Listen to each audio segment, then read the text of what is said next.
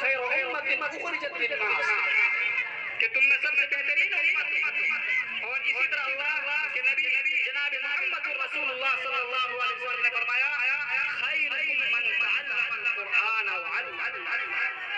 کہ اللہ نے بھی جو لفظ استعمال کیا وہی اللہ کے نبی جناب محمد رسول اللہ نے استعمال کیا کہ اللہ نے فرمایا تم میں سب سے بہترین امت ہو, تم سب سے بہترین امت ہو اس لیے کہ تم لوگوں کو اچھائی کا حکم دیتے ہو, برائی سے روکتے ہو. اور اللہ کے نبی فرما رہے ہیں کہ تم میں سب سے بہترین وہ ہیں جو قرآن کریم کو سیکھے اور سکھائے.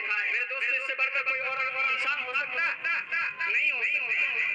اگر کوئی عام انسان کہتا تو اس کی بات کو جھٹلایا جا سکتا تھا, انکار کیا جا سکتا تھا کہ ہاں یہ بہتر انسان نہیں ہے. لیکن تاجدار برکہ, پاسبان حرم, ساقی کوثر, شافع محشر, امام الانبیاء, خاتم الانبیاء, تاجدار مدینہ محمد عربی صلی اللہ علیہ وسلم فرما رہے ہیں کہ تم میں بہترین شخص وہ ہے جو قرآن کو پڑھتا اور پڑھاتا.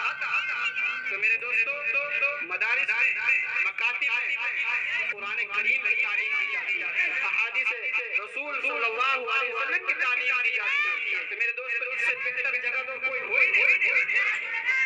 اس میں ہم لوگ جس طرح سے چاہیں جان لگا